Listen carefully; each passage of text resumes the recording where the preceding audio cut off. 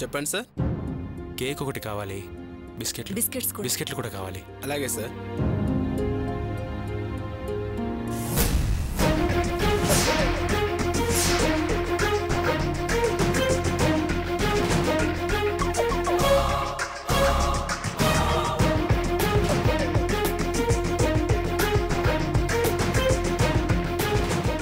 ఇదిగోండి sir.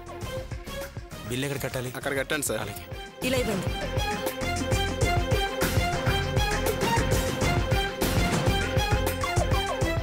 Bill ఎంత ఏందమ్మా? అయ్యో, వీళ్ళు ఇప్పుడు ఇక్కడికి వచ్చారేంటి? నన్ను అమ్మ అన్నయ్యతో ఉండడం చూస్తే నా పరిస్థితి ఏంటి?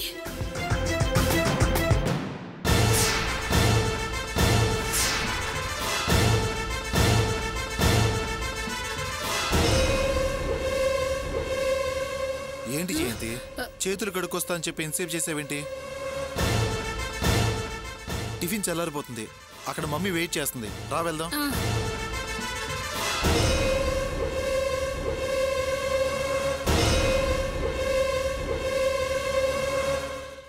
అర్చన, ఏంటి అటు చూస్తున్నావు? ఏమండి, అటు చూడండి. మా వదిన వాళ్ళ అన్నయ్య అమ్మతో ఇక్కడ టిఫిన్ చేయడానికి వచ్చినట్టుంది. ఏంటి జయంతి, ఇందాక నుంచి దిక్కులు చూస్తున్నావు? తిను. అన్నయ్య, గోపి అర్చన మన వైపే చూస్తున్నారు.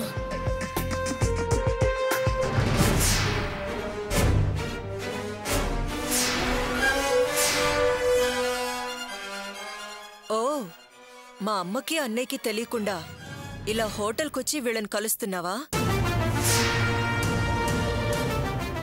అర్చన, పద.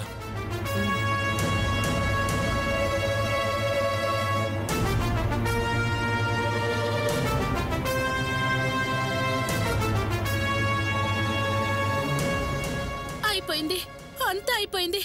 నా గుట్టంతా బయటపడిపోయింది. మీతో ఫోన్లో మాట్లాడినందుకే ఇంట్లోంచి గెంటేస్తానని నానా హంగామా చేసింది మా అత్తయ్య. ఇప్పుడు మిమ్మల్ని డైరెక్ట్ గా కలిశానని ఈ మహాతల్లి ఆ మహాతల్లికి చెప్పిందనుకో, ఇక నా పని అదోగతే. అర్చన నన్ను చూసేసింది, ఖచ్చితంగా వాళ్ళ అమ్మతో చెప్పేస్తుంది. ఇప్పుడు నేను వెళ్ళిన వెంటనే పోలీరమ్మల ఆవిడ నా మీద ఊగిపోతుంది. నువ్వెందుకే బెంబేలు పడిపోతావు? ఈ సమస్య నుంచి ఎలా తప్పించుకోవాలో అది ముందు ఆలోచించు. ఏంటి ఆలోచించేది? ఇక ఆలోచించడానికి ఏం లేదు. నేను చేసిన పనికి అనుభవించక తప్పదు. నేను వెళ్ళిపోతాను.